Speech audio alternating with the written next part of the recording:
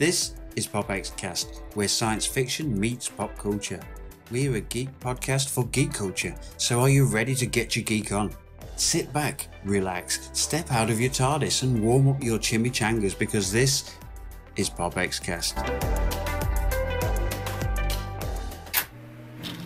I'm Jason. I'm Adam. And I'm usually Dave from the Digital Soup Podcast. A proud member of the Gonna Geek Network, just like the show you're listening to now.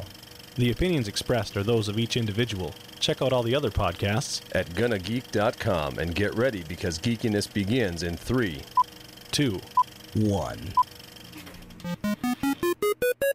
You are listening to PopXcast, where science fiction meets pop culture. Captain's Log Supplemental. PopXcast.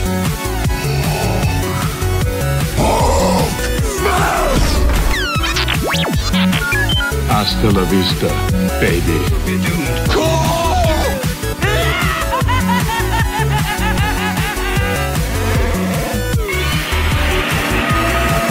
By the power of Grayskull, Autobots, transform. Excelsior!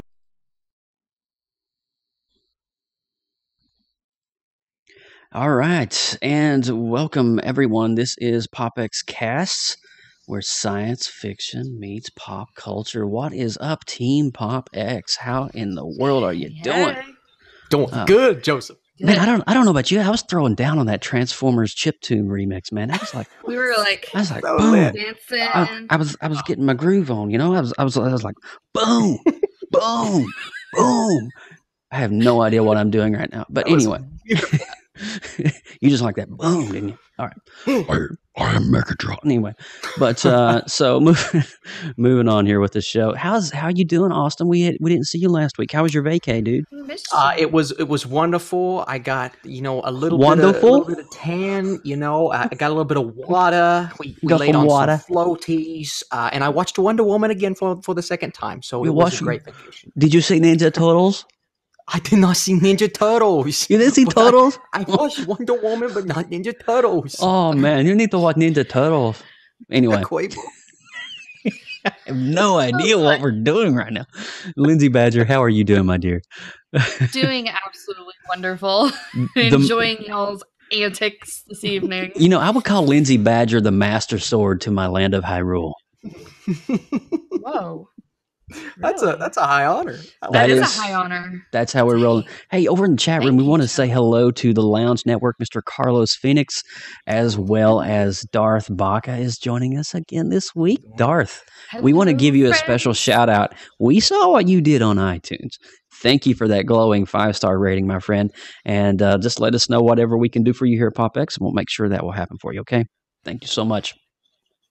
But moving on with our show, we would like to welcome everyone right now viewing our live stream. Hey guys, welcome to PopX, where science fiction meets pop culture.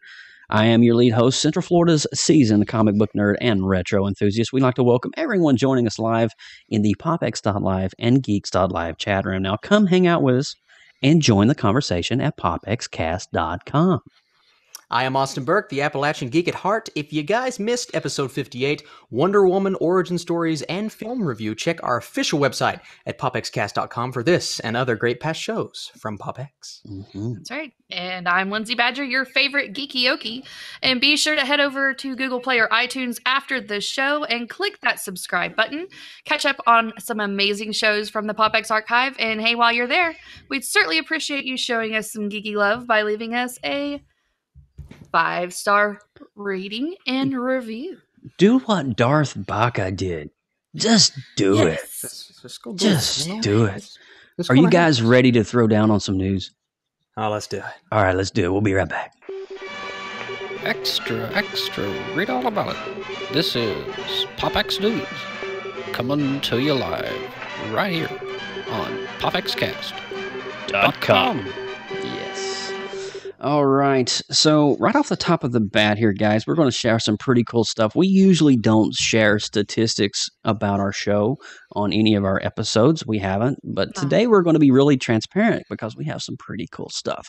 PopX has officially approached almost, this episode will do it, our 5,000th digital download. Ooh, I dig it. And we only have, this is 60 episodes. I mean, tonight's 59, but we've actually had 2 bonus episodes in our run. So we have, this will be technically 61, but it's episode 59.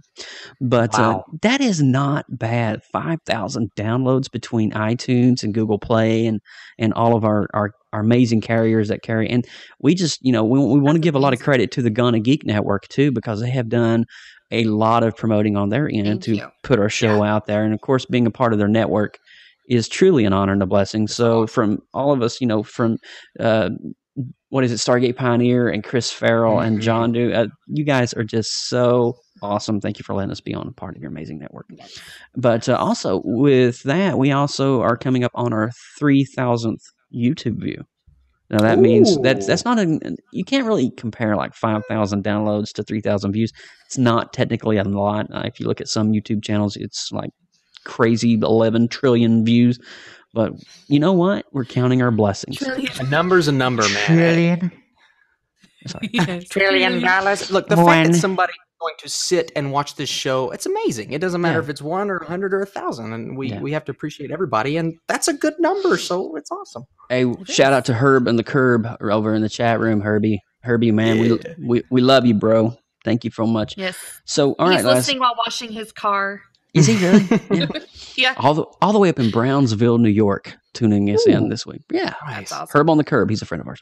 All right. So let's just dive right on into the news this week. In the wake of the departure of directors Phil Lord. Now, if you've been anywhere in pop culture the past 2 weeks, you know what's going on with the Han Solo film. Han Solo. Did you see what I did there? Anyway.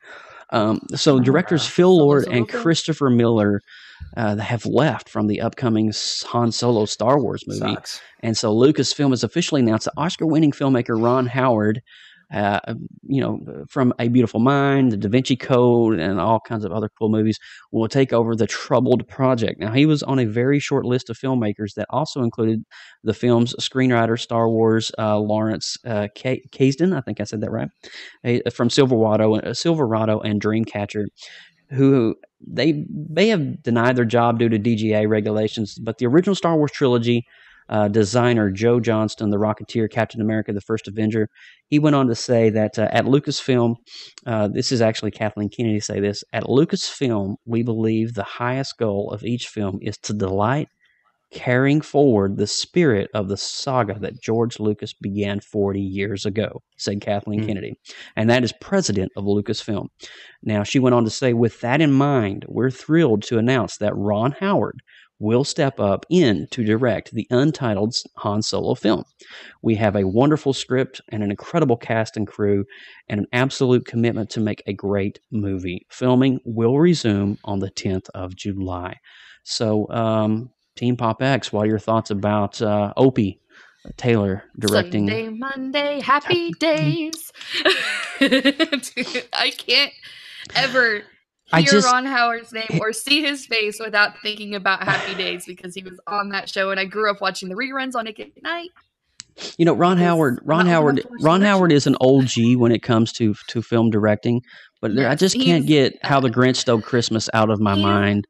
He's an excellent director if you can get past the Happy Days memories, and I think that he'll do a good job. Austin, I want to hear from you.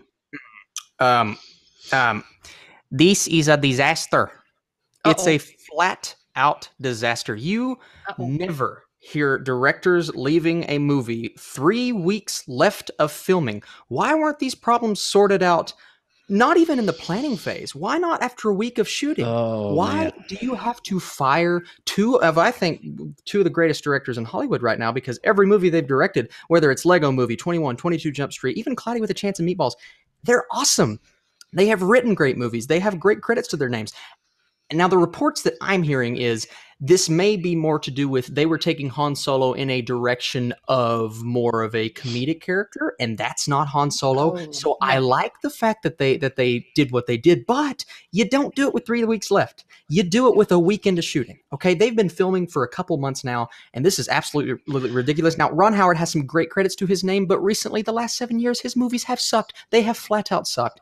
And he is an old school director, yes. But here's what I think. Okay, he's coming in. He is overseeing everything. And Lawrence Kasdan, who is there, who wrote the film, I think he is technically going to direct this movie. He is just not allowed because of something that there's rules against him not being allowed to step in. And that's a completely different story. But I think he is actually doing this. And Ron Howard is just going to oversee. And since he is a classical director, he's going to make everyone feel a lot better. And hopefully this turns out like World War Z, which was a disaster, but it actually turned out to be a decent movie. Hopefully this turns out to be a decent movie. And if it's great, then it was awesome. All right. You heard it here first, folks. And you know what, Austin, and we'll go on to the next one really quickly, but I just wanted to say when I first heard Ron Howard directing, I just couldn't think of Joel Schumacher. Joel Schumacher just kept coming into my mind because he's kind of along the same line. I don't want to say exactly like a carbon copy because Joel Schumacher and Ron Howard are two totally different opposites. But if you look at the film style and the directing style, yeah. It's scary. Right. It's scary. It's scary. So, but we're going to move on to something that is, however you look at it, it's brighter or worse. Transformers. Okay, so the box office officially has reached $265 million globally in 5 days. Now, director Michael Bay's reportedly last Transformers movie, Transformers: The Last Night, opened to a franchise low $69.1 million domestically in its first 5 days in 4,069 theaters. So that is 45.3 for the 3-day weekend. The debut trails the first Transformers 3-day opening of $70.5 million in 2007. The most recent film, Transformers: Age of Extinction, opened to $100 million in its first 3 days in 2014, made for $217 million. The Last Night stars Mark Wahlberg, Josh Duhamel, Anthony Hopkins, Jared Carmichael, Laura Haddock, and Isabella Moner. Now, are you guys impressed with this box office, or is it maybe time to do something different? I think it's time that he puts his Transformer hat up on the wall and he walks out and he hands it over to a brand new, fresh set of eyes, much like that of Mr. George Lucas. Yes, please. I don't want to say forced to step down from his role, but after those 3 prequels, yeah. I'm good. But, I'm not discrediting Michael Bay, but on the same token, I think we've had so much of the same thing from the past 4 films, and every film is a carbon copy of number 1. Yeah. It's just... Which was a good movie. But, we're going to talk about The Last Night here in a minute, and if you're a fan of it, we may actually tear it a new one. So just be ready for that, okay? It's going to hurt. All right. It's going to hurt like that. Go for it, Lindsay. Go for it, Lindsay. Okay. All right. So we're going to move on. Teased in last year's X-Men Apocalypse, Dazzler is heading to the big screen. Mm-hmm. EW has confirmed that Alison Blair will be featured in a small role in next year's X-Men Dark Phoenix. No one has been cast quite yet, but the magazine notes that Taylor Swift is not planning to play the part. I guess I missed that was a hint that she was they were speculating. The musician was long rumored for a Dazzler cameo after appearing on social media posts from the X-Men Apocalypse set. Dazzler first appeared in the 1980s Uncanny X-Men number 130, the second issue of the Dark Phoenix saga.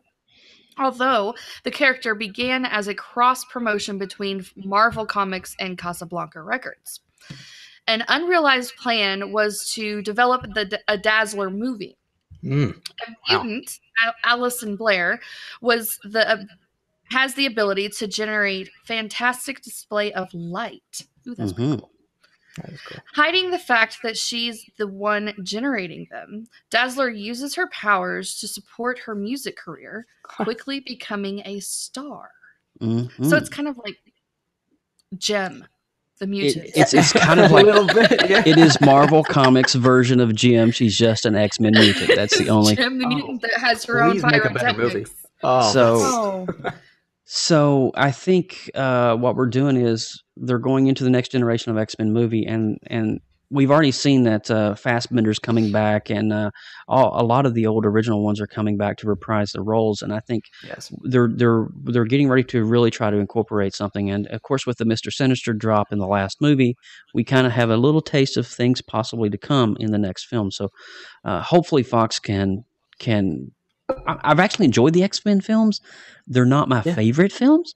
Logan and Deadpool by far are my favorite films. So, but yes, I'm excited for the next X-Men franchise. I'll definitely watch it and own it because those are really good series. But moving on with the news this week, this is coming out of Warner Brothers Pictures, Universal Studios rather. It's exactly 1 year to the day that the upcoming Jurassic World sequel will hit theaters. And Universal Pictures has now confirmed the title of the film, which will be Jurassic World Fallen Kingdom.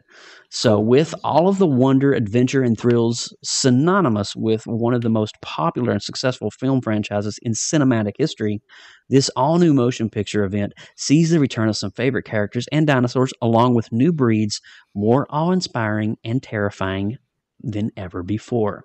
So welcome to Jurassic World Fallen Kingdom. Now, Jeff Goldblum is also reprising his role as Dr. Ian Malcolm, so that is something to look forward to. We haven't seen him since The Lost World, which was film 2. So this is going to be really, really cool, I think. And it's going to be, and also I think E.B. Wong is coming back to play the scientist as well in this one. Of course, we know him from Gotham. And Dr. Strange. How many more Jurassics do you think they're going to make? I think, honestly, with what they're doing with Chris Pratt's role and his new kind of the heroic role that he's playing with the Jurassic World franchise, I think they could probably easily pull off maybe even a trilogy out of all of these. And I think they're doing really good. This is a really good reboot for the Jurassic World franchise. So I'm definitely on the Jurassic World train. So I am too, and I think if they can continue because the first one unexpectedly made $1.6 billion, which is incredible. If they can continue on the upward, or at least moderately close to that, I think they'll keep going like Star Wars. I don't think they'll ever stop, because if they can make over $1 billion on every movie, money talks. And whether they do it like a Transformers and start making crap films, but I don't think they will, because they have the talent there and they have the characters and they have the director. So I hope they do a good job with what they have. Okay. But yeah, Lindsay, did you have something? No, I'm good. Oh, okay. Well, we're going to move on to something that is awesome, and I have been thinking about for the last week and a half. We've known for some time that. Sorry. Come on, stop it! Seriously, can we just oh my God, where is my unicorn pretzels? I always think about you. Oh my gosh, you guys just flirt all day long. It's weird because we're cousins and we're not supposed to be doing this, but we are, and it's really edgy. All right, Austin, go ahead. Pretzels. We've known for some time that the upcoming Avengers Infinity War would have a giant scope, with the Russo brothers themselves teasing as many as 67 characters for the film. Sorry, unicorn pretzels. Speaking with Stephen Colbert, himself a resident in the Marvel Universe, in the pages of Amazing Spider-Man, on The Late Show, star Scarlett Johansson teased a scene where over half of the gigantic cast together. Okay. I think in one particular scene, there's like 32 of us. There's a lot. There's so many of us that I don't even know who's a Marvel character and who's a crew member. Honestly, said Johansson. Filming officially started on Monday, January 23rd, 2017 for the Avengers sequel, which sees Earth's mightiest heroes teaming up with the Guardians of the Galaxy to take on Brolin's Thanos. Marvel's Avengers Infinity War is slated for release in theaters on May 4th. 2018, with the still untitled fourth Avengers movie set for May 3rd, 2019. Does anybody else have an erection right now? I've had a yeah. There's stuff going on. I can't explain it. I have emotions and feelings that I can't describe, and I have hair in funky places. This is some of the great. I mean, if this movie does not just blow everything else out of the water. All right, let me just stop for a second. For the first time in cinematic history, we are having a film that is combining some of the biggest names in talent: Chris Evans, Scarlett Johansson, Ruffalo, Robert Downey. I mean, I just can keep going on, but you're talking 67 Marvel comic. 67! Can we just stop for a minute and just say, whoa. I can't. There's a tear coming down my. This has never been done in cinematic history. You got. Yeah, I'm having total fanboy moment right now. I'm just like, yeah. This. Oh, Carlos. But anyway, I mean, no words. I have no words. Herbie in the chat room says, "I've got a semi." So yeah. Oh my god. Yeah. Well, before they have to start bringing out the mop and bucket, I guess I should move on to the next. Yes, Lindsay. Clean us up, Lindsay. Bring us out the tissue box. That's why you have me around. I'm just like I'm just gonna mute my microphone. Go ahead and do what you got to do. All right, kids. Let's get this car back on the road. All right, continue. All right. Warner Brothers Pictures and Legendary Pictures have announced the upcoming Godzilla sequel. Godzilla. Yeah, of course, I got the news with the Godzilla. Okay, the next chapter in their cinematic monsterverse has officially begun production. It has. The new story follows a heroic efforts of the cryptozoological agency Monarch, and its members face off against a battery of god-sized monsters, including the mighty Godzilla, who collides with Mothra, Rodan, and his ultimate nemesis, the three-headed King Ghidorah. All right? Ghidorah. See? All right. When these ancient super species thought that they were mere myths, when they rise again, they will vie for supremacy, leaving humanity's very existence hanging in the balance. Filming is taking place mainly in Atlanta, Georgia. And a presentation of Warner Brothers Pictures and Legendary Pictures. The film is currently scheduled for release in March of 2019 and will be distributed in 3D and 2D and in select IMAX theaters by Warner Brothers Pictures.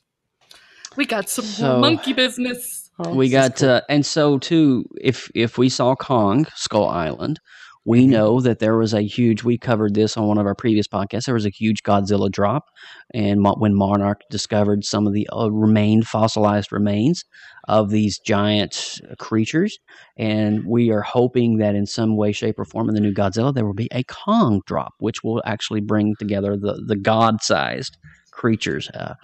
So very awesome indeed. So moving on. Ooh, I get this one. This is really fun. So series star and producer Mr. Ryan Reynolds, a.k.a. the Merc with the Mouth, Deadpool, took to Twitter last week to confirm the start of production and the upcoming Deadpool número 2. So this is going to be awesome. Reynolds posted a photo in costume from the Hatley Castle in Vancouver.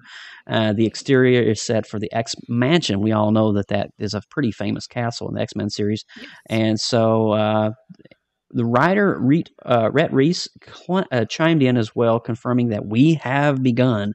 Ryan Reynolds leads a cast of newcomers that includes Zazie Beetz as Domino, and a luck-manipulating mutant, and Josh Brolin as Cable. Now, this is going to be pretty exciting. This is future Cyclops and Jean Grey's super.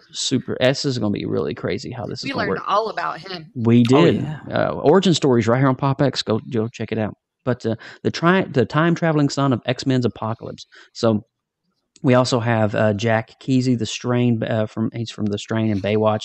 Meanwhile, is attached to play the film's centralized villain, which, while unconfirmed, is rumored to be the Irish mutant Black Tom Cassidy. Now, Japanese actress Shioli Kutsana has also joined the film as a mystery role as well. But we finally have Deadpool's love interest, Domino, coming back. So this is going to be good stuff right here. So I'm definitely excited for Deadpool 2, and I hope that they pull it out. I was kind of sad when Tim Miller left because he made Deadpool 1 the film that it was, and so it's going to be interesting to see. But we got to be real for a second. Ryan Reynolds is the controlling force behind the entire franchise. So if Ryan Reynolds' name is still attached to it, it's still probably going to be freaking awesome. So. Mm-hmm. And if Ryan Reynolds kind of not steers the ship, but gives as much input as he needs to with the directing skills of the guy who did John Wick, the action's going to be good. So if we can combine the comedy from the last movie with even better action, this could be better than Deadpool 1. So let's move on here. The Justice League composer has been found today as the Hollywood Reporter brings word that legendary composer Danny Elfman will score the superhero ensemble. The four-time Academy Award nominee is no stranger to the worlds of DC Comics, and in fact, he has already composed themes for two members of the Justice League. He scored Tim Burton's 1989 Batman and the 1992 follow-up Batman Returns, and also provided the theme for the 1990 The Flash TV series. What do you guys think of Danny Elfman as the Justice League composer, and what is your favorite Danny Elfman score? Right off the bat, I'm a big fan of the Spider-Man score. I love the Spider-Man score. I think it's phenomenal. I think and the Batman score is my favorite, but the Spider-Man score is something that I think is going to live on as maybe the best Spider-Man. Now, we'll have to see what Homecoming gives us, but I think Danny Elfman's an awesome composer, and although I'm going to miss the other guy because he did a good job with BVS, I think this is a pretty cool move. Danny Elfman is a rock star when it comes to movies. And for the longest time, I swore that Danny Elfman, Johnny Depp, and Tim Burton were having like a love triangle because all of their movies have all three of them in it. And I think that he has such colorful imagination and a wide variety of creativity that you can go from as silly as Oompa Loompas or creepy as like Edward Scissorhands or anything along those lines, and you can bring it back into the superhero world. So I'm really excited to see where he's going to go with the sound. Absolutely. For me, I knew Danny Elfman when he was in Oingo Bingo. Some of his greatest 80s music came from that rock band. And, I just, Dead Man's Party and I can't even begin to think. But Danny Elfman's music has definitely... Beetlejuice as well, didn't he? One of the best pieces, I think, was Edward Scissorhands. He did. Edward Scissorhands, man. That was just like... That's phenomenal. Beetlejuice. Let's not forget Beetlejuice. And so for me, I would have to say my favorite Danny Elfman score would definitely be Edward Scissorhands. That's when I began to fall in love with Tim Burton's work. But I began to fall in love with Danny Elfman's work at that time too. And that was right on the cusp of his opening into the cinematic scoring. And for me, just that music, it's just very enchanting, mesmerizing, and haunting in a way. So, but definitely that one in number 2 would definitely be Batman 1989. But moving on. Yeah. All right. So go ahead and this badges. Is it you or me? Well, I can go. That's cool. You do it. I can't remember. Okay.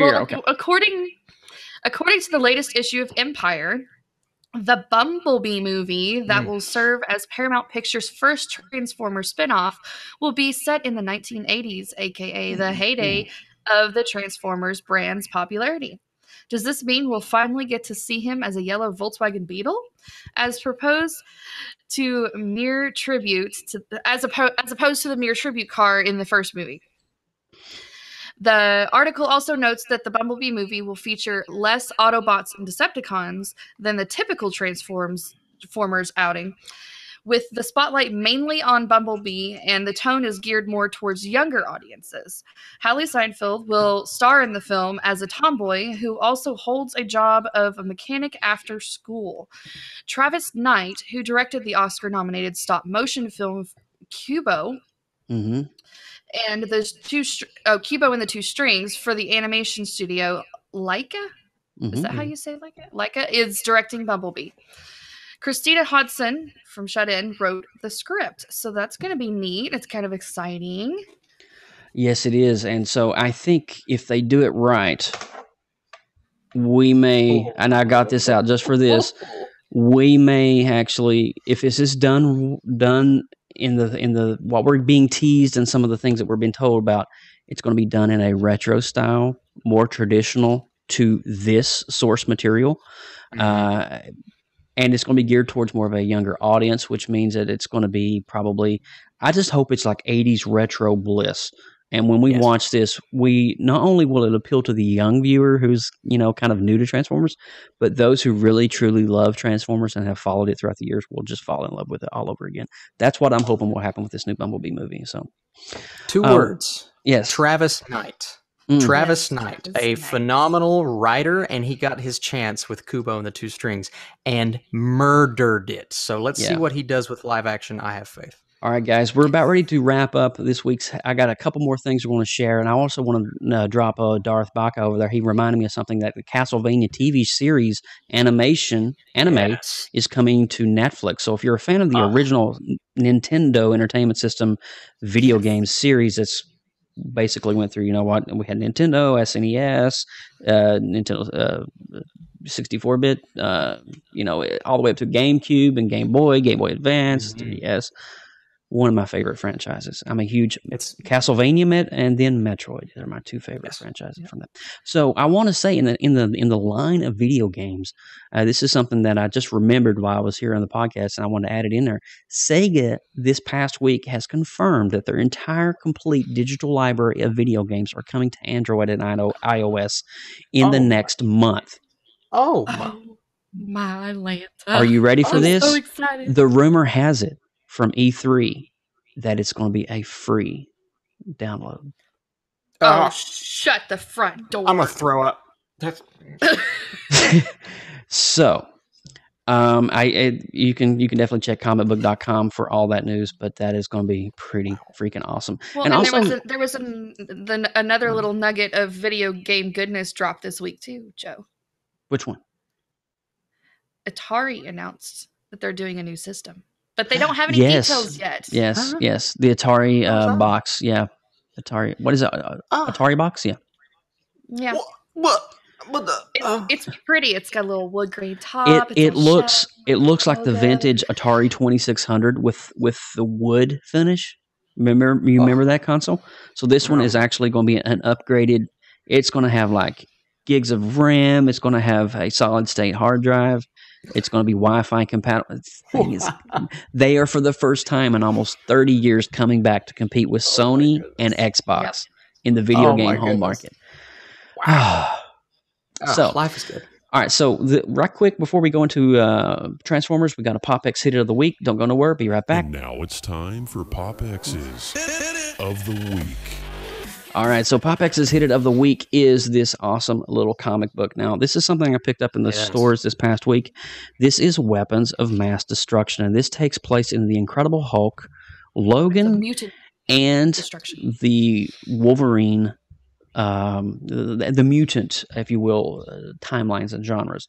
So basically, Weapons of Mass Destruction is what has happened is they have combined the Incredible Hulk's physical form, his gamma mutant DNA and all that, with that of Wolverine.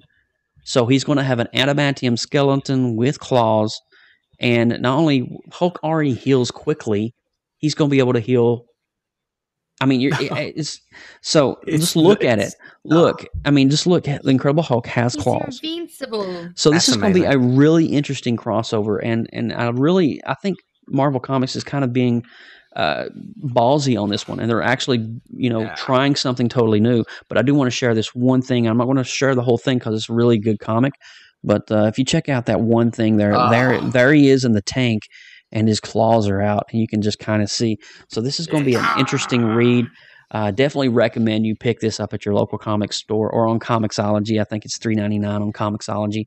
It's a really cheap read, but definitely check it out. It was Weapons of Mutant Destruction, correct? Weapons of Mutant Destruction, yes. Yes. That's so cool. Yeah, I know I said Weapons of Mass Destruction. I must have been like reading CNN headlines before. Well, he will be a weapon of mass destruction. He will be. Definitely. Yeah. Well, the rumor has it from what we're getting from Marvel is that he's going to be able to pretty much eradicate all mutants. He's a mutant killer. So I don't know where they're going to go with that, but that's going to be cray-cray right there. So moving on here, we're actually going to our Transformers Last Night segment.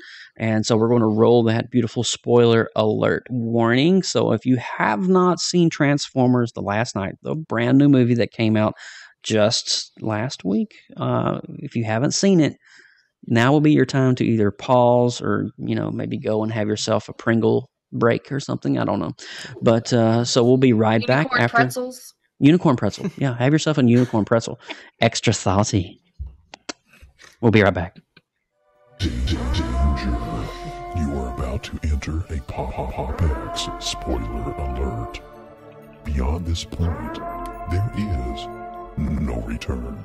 You have been warned. All right, you have been warned, ladies and gentlemen. So, well, and before you guys dive deep into the world of Transformers, if you guys haven't already, make sure you share this out. Let your friends know how awesomely geeky this show is. Yes, spread it like a venereal disease, but one that has a cure. Yes. Antibiotic. Yes. Yes. It feels good on the whole. All right, so I don't know what we're doing right now. I'm so sorry for that. If there's anybody from my church watching this right now, I can't really.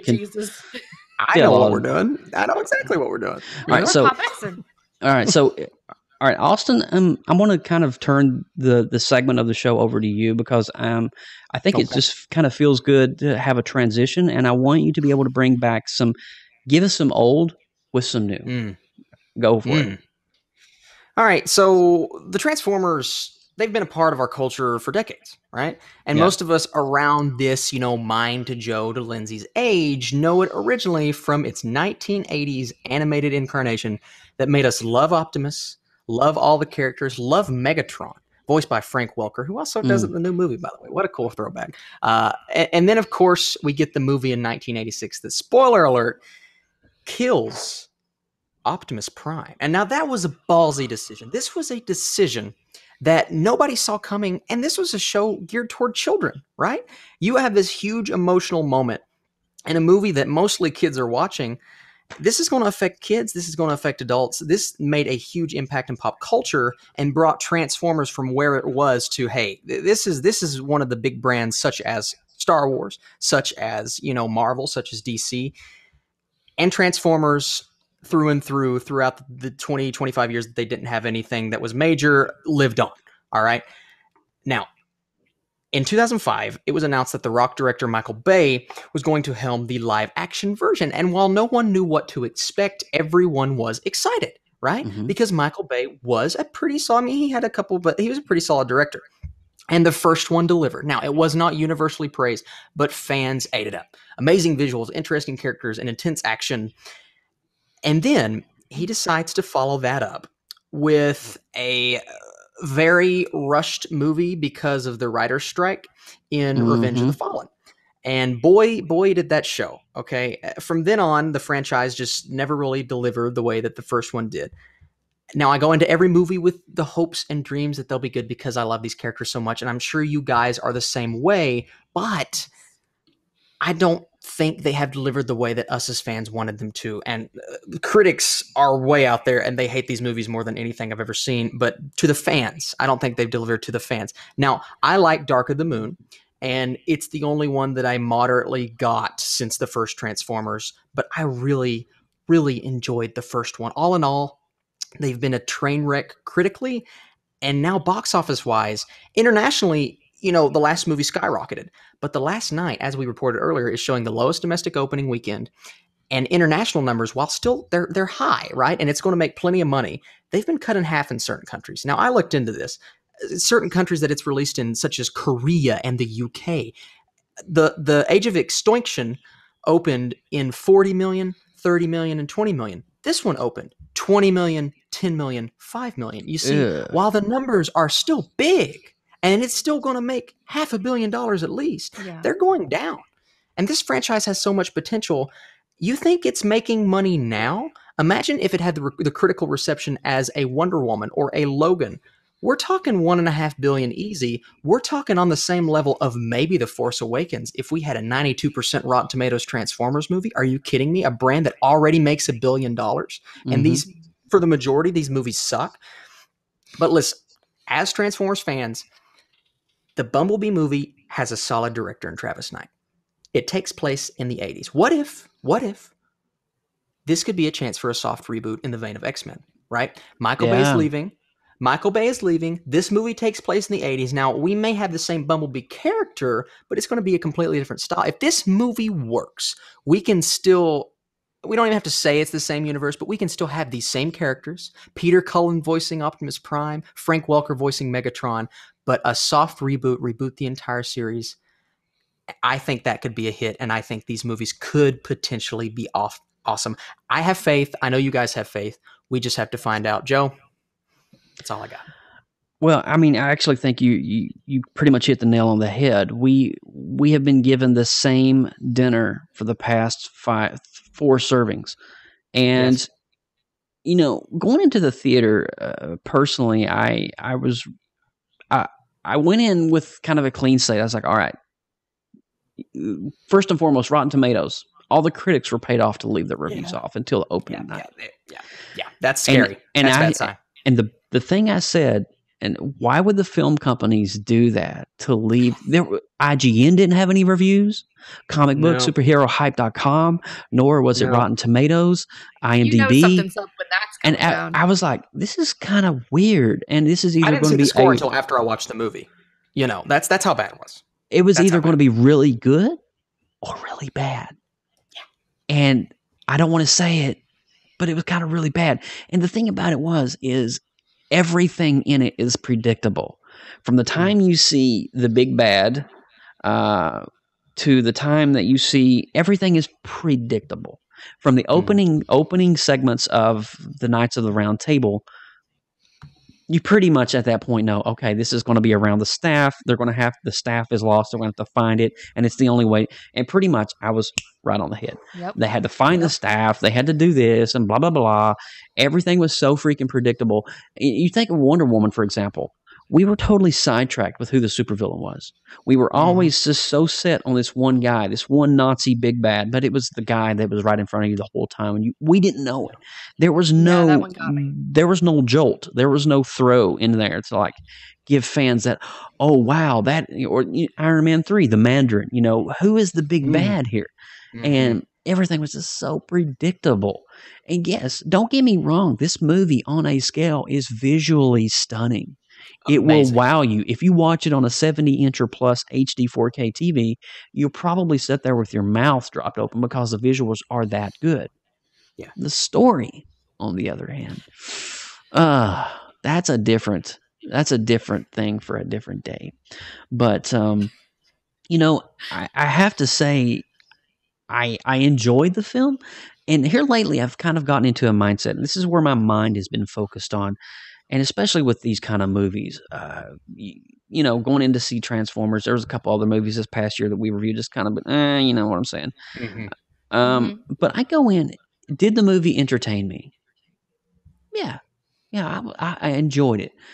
There were some slow parts that just kind of made me want to go, but at the same time, I'm not letting it, I'm trying to stay away from the Rotten Tomatoes world as much as I can, just to kind of get a film for what it is and make my own assumption about it before I go and read somebody else's. Then all of a sudden your brain is auto-implanted.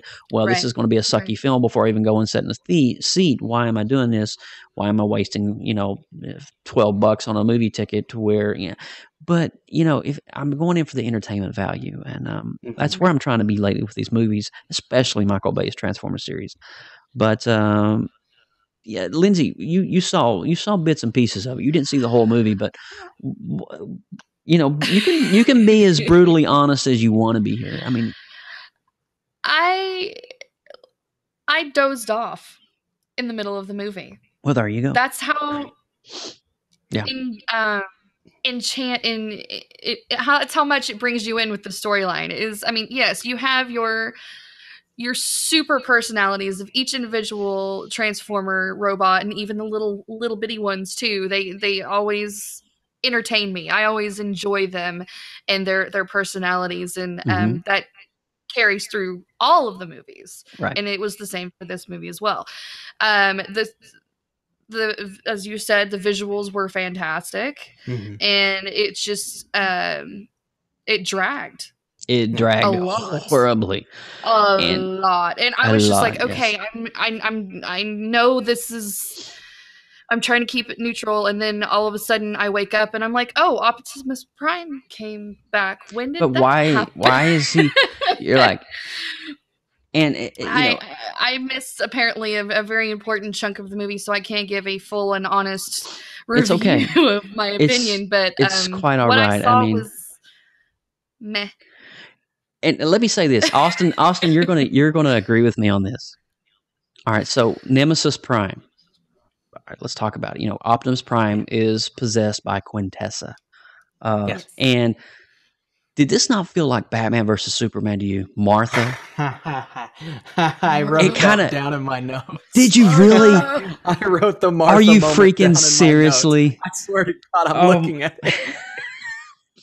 Okay, now, I'll get there, Joe. For all of our PopX listeners, we have not looked at each other's notes. We all come into this with our own mindset.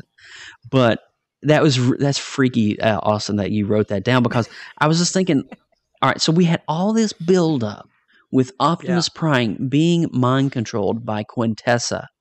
And you think, and of course we saw the trailers, and Optimus Prime is getting ready to bring his big sword back and just give it to Bumblebee, and he's like, "I'm sorry, Bumblebee," and it's just you just see this, and you just think that this is going to be a bad deal. This is going to go down bad. Optimus Prime is the big villain in this.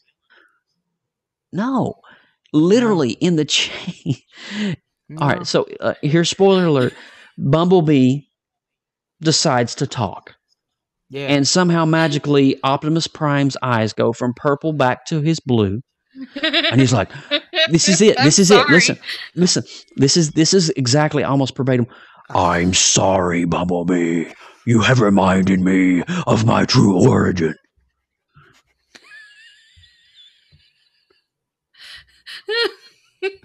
Really? We had all this build up with Nemesis Prime. That is almost like, okay, you know what would have been really funny there as like a jab back to Batman versus Superman was for Bumblebee to say Martha in Batman in Superman's voice. He may as well have said Martha. Martha. Like he should have just said it, because I was sitting there like, well, I'm not invested. I have been sitting here waiting. I am Optimus Prime, and my name is Martha. They marketed this whole movie. This whole movie was marketed based upon Optimus Prime being evil. He's in the movie for like 11 minutes. He's evil for like 3 minutes. And the whole fight is in the trailer. The entire fight is in the trailer. The whole trailer actually shows the entire fight. I'm not joking. And literally, so we don't even know about Quintessa. They left that part out of the trailer. Honestly, it doesn't really make much of a difference anyway.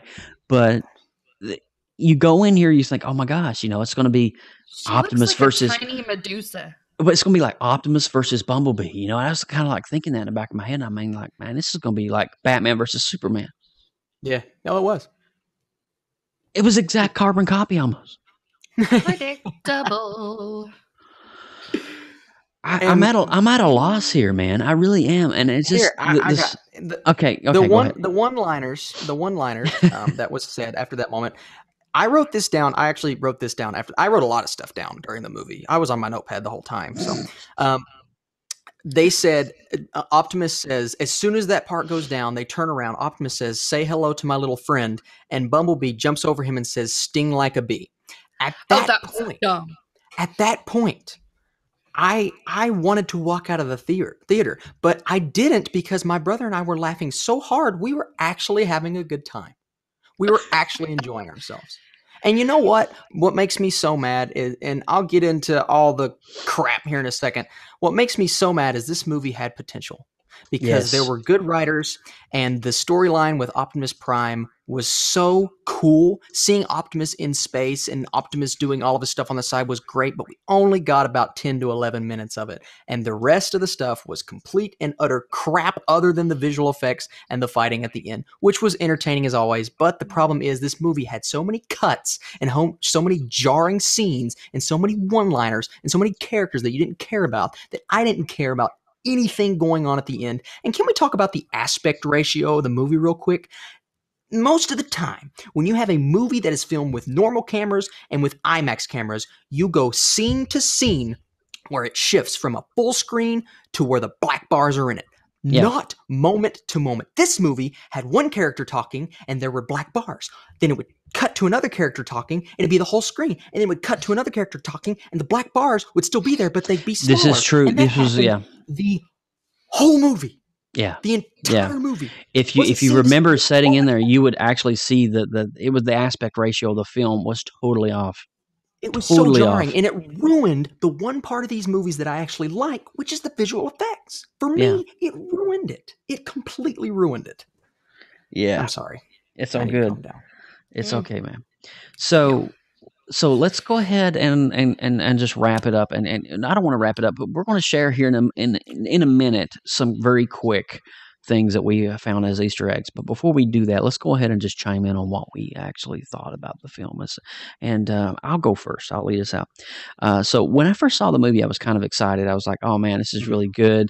I even texted Austin. I was like, man, this might be my favorite in the franchise. But actually now coming home and having to digest the film and think about it in retrospect and the horrible one-liners and just how poor the dialogue was between, the Decepticons and the Autobots. And I was just really starting to think, oh my God, this is kind of a stinker. This is not a good film.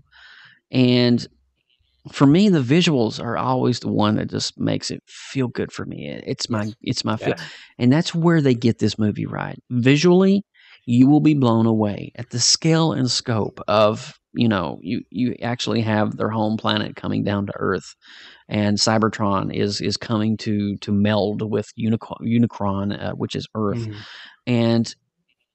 But my goodness, the marketing for this movie was just done so poorly and awful. So wrong, because we actually going into the movie thought it was going to be a battle between Bumblebee and Optimus Prime, which for me really freaking makes no sense. It's like Batman versus Superman. Why would Batman go up against Superman anyway? Because the son of Krypton is going to win every single freaking time. Every time. So I had no reason. And then you find out that literally his possession on film between the fight is like less than 8 minutes. Yeah. It was almost less than 8 minutes. And then the one-liner where Bumblebee actually decides to talk for the first time, and he went through 5 films and never spoke, and right at the end of this one he speaks for the first time. And that was just kind of that deciding moment. I was like, so he could have talked the entire time instead of playing the car radio. Yes. Why? So why? Explain it. Because, I mean, if you think about that little reveal, he really didn't need the voice modulator box or anything like that. He could have spoken Transformers Part 1. Yes, he could have. And didn't they slightly fix it at the end of that movie? At the end of Transformer 1, he said a couple of words. He said a few words. He said a couple things, yeah. And then the second one, they just completely disbanded. Threw it out the window. Yeah. So for me, having processed all of this, thinking about all of this, and just the horrible dialogue. I mean, it really is a jab to those who truly enjoy these great works that have been coming out from the 1980s. I mean, this is right here is Peter Cullen's greatest work. And this is fan fiction that will go down in the history of time. When everybody thinks about Transformers, we automatically go back to 1986 and this film, which also had Leonard Nimoy in it as well as a voice of Unicron. But for me, I have to think, if I was giving this a number, 5.7. Okay. 5.7 for me. Yeah. I mean, visually is what did it for me. Stunning, man. And I completely, and I guess I'll go ahead and listen. There are so many things. If you are not, because I'm a movie critic. I've watched 37 movies this year. Okay. I watch a movie every single week because I love film so much. And when I get free time, that's what I'm doing. So I look at movies probably in a harsher way than most other people look at movies. And and I like movies that Rotten Tomatoes don't like, and I don't like movies that Rotten Tomatoes like all the time. But the thing is, on this one, I agree more with the critics than I have on any other Transformers movie, just because this movie to me felt like everybody involved just did not care, except for the guys who did the visual effects. I thought the visual effects in this film was a step up from Age of Extinction, because I thought Age of Extinction was a complete train wreck, even in that sense, because whoever did the visuals, I didn't think they were even better than the third one, right? But this movie, the visuals are great. That's where it ends for me, because this movie was so jarring. It was directed so poorly. I did not know what was going on. An hour and 45 minutes into the movie is when I wrote down in my notepad, I'm finally starting to enjoy myself. An hour and 45 minutes into the movie. That's a long time. Because the entire movie, and this is the shortest Transformers movie, the entire movie, my brother and I just could, and my brother, who is 17 years old, we could not stop laughing at the things that were said. The dialogue was just so off. And it would start these storylines with the scientists at the computers and the government officials and the military, and they would not cut back to those guys until 45 minutes later on in the movie. Why are they in the film? Why are these guys in the film other than to get a paycheck? And even Anthony Hopkins, who I think is a phenomenal actor, he was enjoying himself. I'll give him that. He was having a blast. But when he said dude, when Anthony Hopkins goes, that dude, was, I was like, oh my God. Why did Anthony Hopkins doesn't say dude? No, it was like, who would write such a, I don't want to even say the word, but you know what I'm getting ready to say, such a crappy line for such a seasoned, phenomenal veteran actor, Anthony Hopkins. How dare you? I mean, you think of Anthony Hopkins in Thor. That's right there's good stuff. That's good acting. Yes. When he actually yells at his son in Loki, you can feel the emotion in his voice and see the tears going down his cheeks.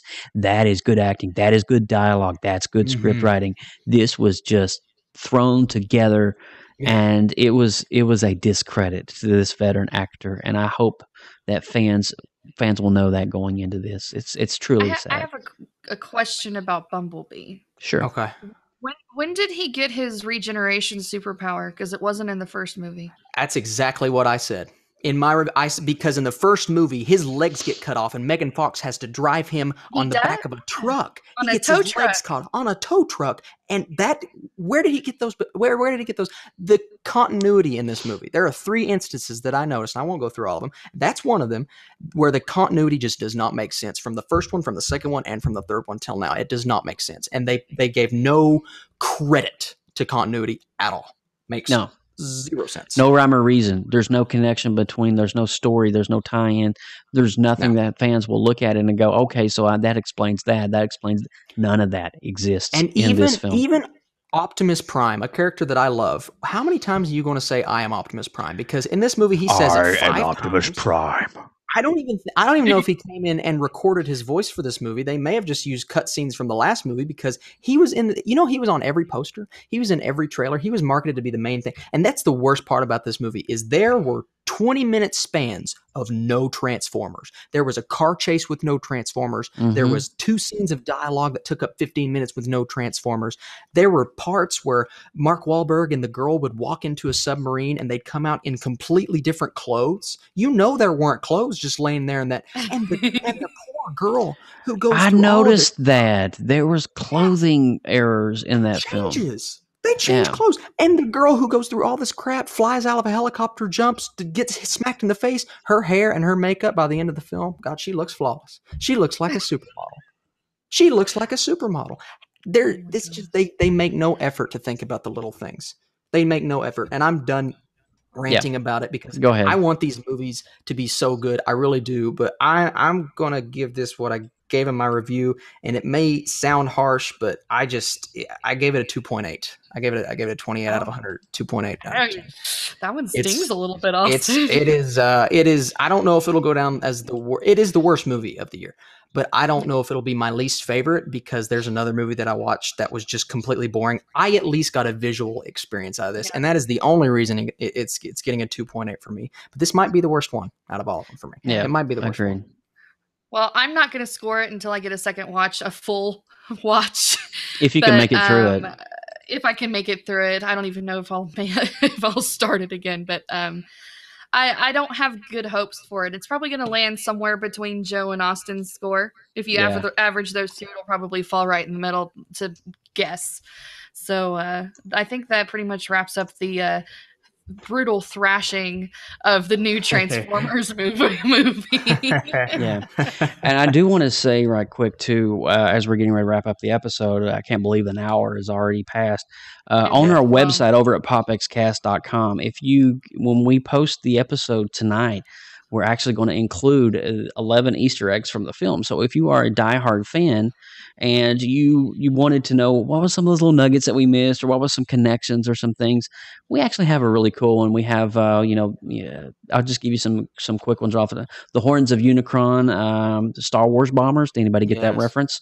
So want to see some dead droids, which is some Stephen King references. Cogman, the headmaster, who is incredibly like C-3PO. So we also had a cameo from Sam. Bumblebee, it finally fits in a beetle. Yes. And that was kind of cool. And so there's also some kind of cool things like the Dark of the Moon reference, where, you have Cybertron coming in and it just totally wrecks the moon. And we got some pretty cool stuff. And so if you're a fan of it, you definitely want to check out our website later tonight, as we will have those Easter eggs on this week's post, okay? And let me say this, Joe. I like Michael Bay as a director because he's got some really good movies that I really enjoy. And I like him as a person, okay? Yeah. He does some things in this movie. If you like Easter eggs and you like little hints towards, potential future things, he's very careful about that kind of stuff. And I will give him that. So if you guys want to check those out, definitely do it, because there's some awesome Easter eggs in this movie. Awesome. Well, guys, that pretty much wraps up the last night episode. We want to know, do you agree with us or do you disagree with us? Let us know over on YouTube. Let us know on Twitter or Instagram. We want to hear what you have to say. We also have a Facebook page as well. So be sure to comment when we post this show tonight. And we want to know what you thought. And we want to hear what your review is. If you were just going to review this like Joe, Austin, and Lindsay, what would be your number score? So let us know, okay? So, and always, guys, if you see something exciting on the shelves at your local comic book shop or in the theater and around geek culture in general, let us know on social media with our hashtag YoPopX. Now, if you use the hashtag, we could use your post on a future episode of PopX Live. So remember, hashtag YoPopX. Also, we are part of an amazing network called the Gonna Geek Network. For all things even more geeky, head over to GonnaGeek.com and check out some amazing podcasts from our home network. That's right. And as Joe mentioned before, be sure to follow us on social media. You can find us on Facebook, Instagram, Tumblr, Twitter, and Pinterest. Everywhere is at PopXcast. We love to hear from our listeners. Make sure to send all comments and suggestions to popxcast@gmail.com. And also for future and past shows, be sure to check out our official website, www.popxcast.com. I'm at the Burkinator on the Twits and the Twits and the Instagrams, and I am Austin Burke on YouTube, where I reviewed Transformers, so you should go check that out. Yes, and you can find me, Lindsay Badger, at LR Badger, all over the interwebs. And I'm Joe Burke. I'm the lead podcaster of this here outfit. I don't know what in the world that just means, but it sounds pretty catchy. We're just going to throw with it. So you can find me all over the interwebs as Joseph Burke Arts, JOSEPHBURKEARTS. And I'm pretty much there from Twitter, Tumblr, Instagram, Facebook. Just find me, okay? And of course, hats off to my amazing team PopX right here in this room, who does such an astounding job week after week for helping us. And Lindsay, thank you for all your promotional bliss. And Austin, thank you for your intuitive sight into film creating and just movie reviews. Awesome. And we also want to say truly happy 4th of July from all of us here at Team PopX from here in the United States. Be safe, be responsible, and for goodness sake, don't blow yourself up with some cheap fireworks. All right, get some name brand stuff. So, but just be responsible. And I do want to say, too, go right quick before we go, PopX is going to be taking a little bit of a summer-fall hiatus coming up after the Spider-Man review in 2 weeks. So we're going to use this time to kind of revamp, refocus, and use some new technologies that we're wanting to experiment with to try to make this broadcast even better. But in the meantime, we're not going anywhere. We got some pretty cool stuff coming up that Austin and myself and Lindsay are going to be part of. We're going to be bringing you some new stuff in between. So I don't want to drop any details. We'll work that out for the next episode, but we're not going anywhere. So we're going to have a subcategory of PopX. So it's going to be fun. It's going to be great. And it's going to be headed up by our amazing contributor, Mr. Austin Burke. Yes. That'll be fun. All right. So remember, PopX is going to be bi-weekly. We're going to be taking a little bit of a break, and we'll be coming back in November for Thor Ragnarok after the Spider-Man coming up. But we're not going anywhere. Don't think we're going anywhere. Oh my God, I want to miss my PopX. No, we're still going to be here, just in a different form, doing some different things. So it's going to be really cool. We hope you like it. So definitely tune in for 2 weeks, July the 9th, for our episode number 60, Spider-Man Homecoming review, and more. So guys, are we good to go? Any last minute closing things or anything? We good? I'll say, you guys, listen, I love doing this show with you guys. No matter how many downloads, views, whatever, you guys kill it every single week. And everybody that's commenting and liking and just everything that y'all are doing, thank you for watching this show, because I love PopXcast. I love PopXcast. And stay tuned over in the chat room. We're going to drop a link here where you can come hang out with us in the post show. We'd love to have you. So if you want to hang out with us, we're going to give you a link here in just a second, and you can come and say hello to Team PopX in our post show. Okay. So this is something new we're trying. So, just hang out in the YouTube chat room, and we'll be there in just a second. I'll drop a link for you. Okay. So hopefully it'll work out. So, take care, and we'll see you in 2 weeks. Spider-Man Homecoming. OMG.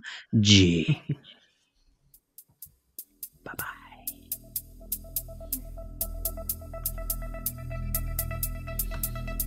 From everyone here at PopXcast, thank you so much for listening. Be sure to give us a 5-star rating on iTunes, and don't forget to subscribe for more great content. Follow us on Twitter, Instagram, Facebook, and YouTube, all at PopXcast. Get your geek on, all at PopXcast.